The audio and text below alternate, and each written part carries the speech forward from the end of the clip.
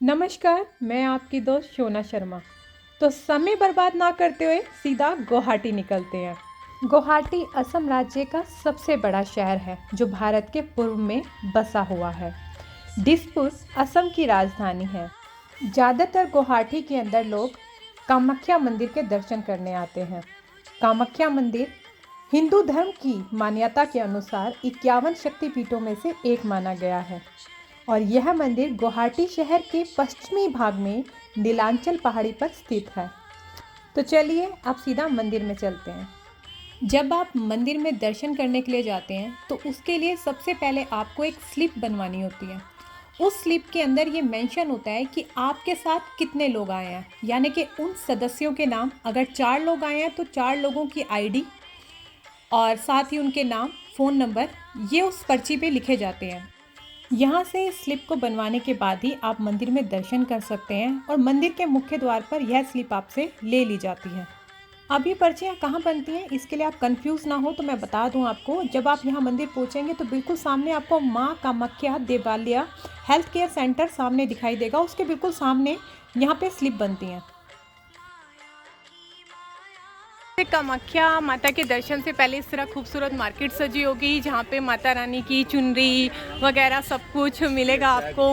वो फूल और चाय वगैरह पीने के लिए भी जगह है और बहुत ज़्यादा सुंदर है। शिव भगवान के जो हैं छोटी छोटी मालाएं, ये रुद्राक्ष और मतलब यहाँ पर कच्चे रुद्राक्ष भी मिलते हैं। ये कच्चे रुद्राक्ष हैं और फिर इस रुद्राक्ष के अंदर से ये ऊपर के कवर्स उतार के रुद्राक्ष मिलते हैं। तो मतलब गुवाहाटी एक ऐसा प्लेस है आसाम का जहाँ पर कच्चे रुद्राक्ष मिल जाते हैं। तो ये पूरी मार्केट है, बड़ी सुंदर मार्केट है वैसे, और लोग भी बहुत सुंदर लगते हैं यहाँ पे, बिल्कुल अपने ड्रेसअप सेंस के साथ। कहते हैं 51 शक्तिपीठों में से एक कामाख्या शक्तिपीठ बहुत ही प्रसिद्ध और चमत्कारी मंदिर है। कामाख्या देवी का मंदिर अघोरियों और तांत्रिकों का गढ़ भी माना जाता है।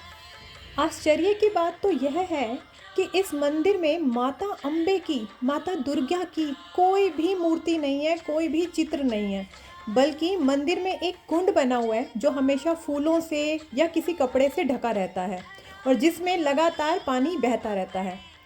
चमत्कारों से भरे इस मंदिर के अंदर कहा जाता है कि यहाँ माता की योनि की पूजा की जाती है। योनि भाग के यहाँ होने से कहा जाता है कि माता को यहाँ पर रजसलवा भी होता है। रजसलवा जिसे हम लेडीज़ की मंथली प्रॉब्लम भी कहते हैं। हर साल यहाँ अम्बुबाची मेला लगता है और इस मेले के दौरान कहा जाता है कि ब्रह्मपुत्र का पानी 3 दिन के लिए लाल हो जाता है और पानी का यह लाल रंग कामाख्या देवी के मासिक धर्म के कारण होता है।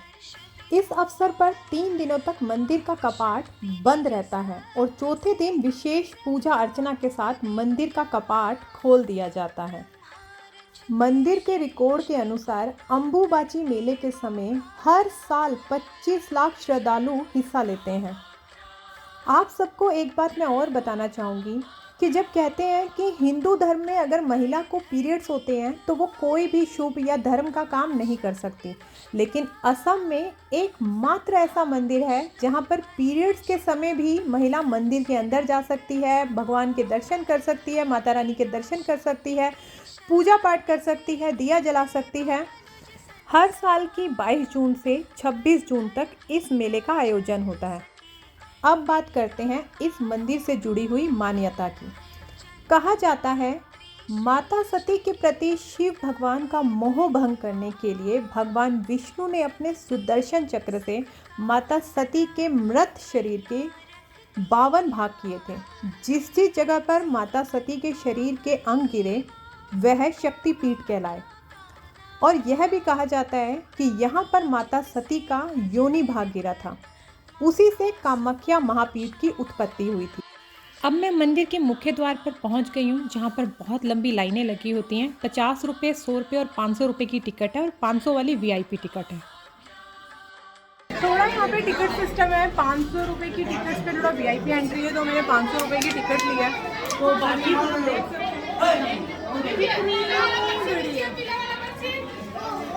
मेरी लाइन खाली है। वीआईपी में भी कितनी देर में दर्शन होते हैं क्योंकि क्राउड काफ़ी ज़्यादा है यहाँ पर। और ये देखो ये सब पर्चियाँ दे रहे हैं यहाँ पर, जो पर्चियाँ हमने बनवाई थी येलो कलर की, फिर उसके बाद एंट्री होगी। अब ये जो आप लाइन देख रहे हैं ये 50 रुपये की टिकट है और इसका जो रास्ता है वो अलग है। तो इसमें कम से कम 4 या 5 घंटे लग जाते हैं आपको लाइन में लगे लगे। अब मेरा नंबर आ गया और मैं दर्शन करने जा रही हूँ और आप भी कीजिए। जी हाँ, यह वही मंदिर है जिसमें माता सती की योनि गिरी थी और यही कारण है कि यहाँ पर माँ की योनि की ही पूजा की जाती है। वैसे तो यहाँ पर दिन भर भक्तों का ताना बाना लगा रहता है, लेकिन कुछ स्पेशल डे होते हैं जैसे कि दुर्गा पूजा होती है, पोहान बिया होता है, दुर्गा देउल फेस्टिवल होता है, बसंत पूजा होती है, मदन देउल एक फेस्टिवल होता है, ये असम में मनाया जाता है। अम्बुआची फेस्टिवल जिसकी मैं अभी बात कर रही थी, जिस समय 3 दिन के लिए जो मंदिर के द्वार है बंद कर दिए जाते हैं, और एक मानासा पूजा। इस दौरान पे यहाँ का मंदिर का जो रूप होता है वो बहुत ही भव्य होता है। बहुत सुंदर कार्यक्रम आयोजित किए जाते हैं मंदिर के द्वारा, मंदिर की संस्था के द्वारा। तो आप इस समय ज़रूर आइए क्योंकि इस समय बहुत मज़ा आता है। जब आप इस तरह के त्योहारों के समय आते हैं तो आप हिंदू धर्म को एक अलग ही रूप में देखेंगे और एक इतना सुंदर ये सनातन धर्म लगता है। जिस समय इस समय सभी लोग एक संतरी कलर के भगवे कपड़ों के अंदर होते हैं और हर जगह माँ दुर्गा का जाप चल रहा होता है। तो जब आप आएंगे तो आपके अंदर एक अलग ही भक्ति की शक्ति का जन्म होगा। तो वीआईपी दर्शन में भी कम से कम आधा घंटा तो यहाँ पे लगते हैं और दूसरी सबसे यहाँ से एग्ज़िट होता है मंदिर की एंट्री होने के बाद। अब आप मेरे हाथ में कबूतर देख रहे होंगे। यहाँ पर एक विशेष पूजा की जाती है जिसे कहते हैं संकल्प लेना। किसी भी पशु पक्षी को मंदिर की देखरेख में छोड़ दिया जाता है पूजा पाठ करने के बाद। तो यहाँ इस तरह कबूतर लेकर कुछ कबूतर बेचने वाले बैठे होते हैं और लोग इनसे कबूतर परचेस करते हैं, जोड़ा परचेस करते हैं और उसके बाद मंदिर में एक विशेष पूजा करके उन्हें खुले आकाश में छोड़ दिया जाता है। अब जानते हैं कि इस मंदिर का नाम कामाख्या क्यों रखा गया है। इसके पीछे भी एक मान्यता है। कहते हैं कि एक श्राप के चलते कामदेव भगवान ने अपना पौरुष रूप खो दिया था, जिसके बाद में देवी शक्ति के योनि और गर्भ से ही इस श्राप की मुक्ति मिली। तब से इस मंदिर का नाम कामाख्या देवी रख दिया गया और उसकी पूजा शुरू हुई। मंदिर के पास ही काली माता का मंदिर है जहाँ पर कुछ स्थानीय परंपराओं के चलते बलि प्रथा है। तो मैं इस वक्त कामाख्या मंदिर के पास काली माता मंदिर में दर्शन के लिए जा रही हूँ। तो मंदिर में दर्शन तो हो रहे हैं, कैमरा अलाउ तो देखो। अब यहाँ पे किस तरह से बकरा काट के माता के चरणों में चढ़ाया हुआ है। ये कटा हुआ बकरा और ये माता रानी का।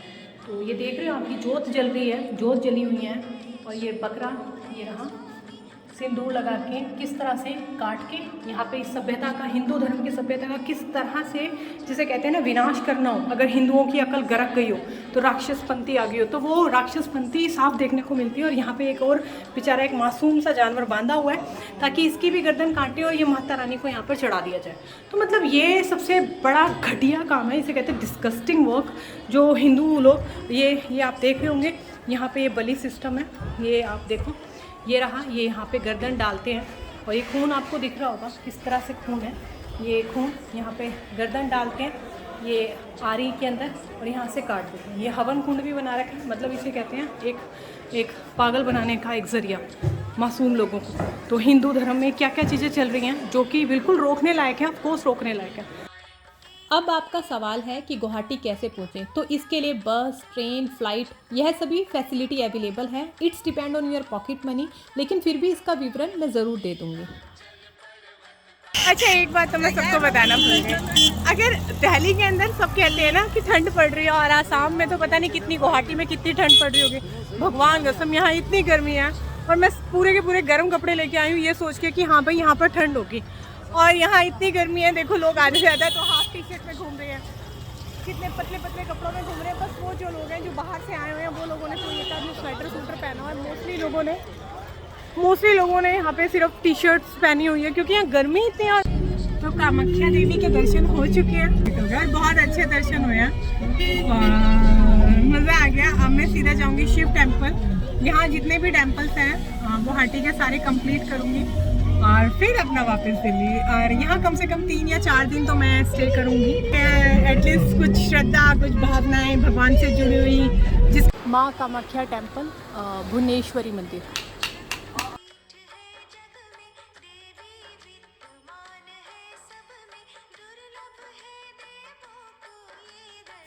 चलिए अब हम पहुंच गए हैं भुवनेश्वरी मंदिर। यह भुवनेश्वरी माता को समर्पित है। शहर से सटी एक पहाड़ी के ऊपर स्थित यह सफ़ेद मंदिर धार्मिक तीर्थ यात्रियों के बीच एक प्रमुख आकर्षण है। यह मंदिर नीलांचल पहाड़ी की चोटी पर स्थित है, जो शहर के प्रसिद्ध कामाख्या मंदिर से थोड़ा सा ऊंचा है। शाम के समय ब्रह्मपुत्र नदी के किनारे सूर्य अस्त का मनमोहक दृश्य इस मंदिर की सुंदरता को और चार चांद लगा देता है। अब मैं भुवनेश्वर टेम्पल में माथा टेक कर आई हूँ आसाम के। मंदिर कुछ ऐसा लगता है, येलो पेंट किया हुआ है।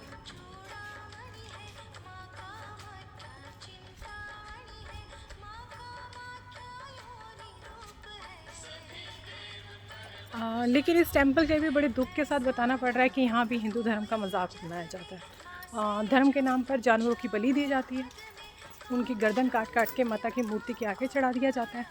तो इस टेम्पल का भी यही हाल है। तो फ़िलहाल तो मतलब जो फ़ील आना चाहिए दर्शन करने के बाद माता रानी के, वो तो फ़ील नहीं आ पा रहा, क्योंकि जिस मंदिर में ऑलरेडी लाशें गिरी हों, लाशें चाहे किसी की भी हों, चाहे वो जानवर की हो, पशु पक्षियों की हो या इंसानों की हो, लाशें तो लाशें ही होती हैं। और इन लाशों को देखने के बाद जो मन के अंदर से जो श्रद्धा का भावना अपनी जुड़ती है प्रभु के साथ, भगवान के साथ, माता के साथ, वो नहीं जुड़ पाई। तो इस टेम्पल का भी यही हाल है। बाहर बोर्ड लगा है, मैं आपको साफ दिखाऊंगी कि ये कौन सा टेम्पल है जहाँ पर इस तरह की चीज़ें या गतिविधियाँ की जाती हैं। फ़िलहाल भारत जैसे मुल्क के अंदर मैं आसाम जैसे राज्य में हूँ और वहाँ ये हाल है, तो मन तो दुखता है, बहुत दुखता है। आप जब किसी चीज़ को कटते हुए मरते हुए देखते हैं, और स्पेशली एक धर्म के नाम पर, तो it's really very bad thing.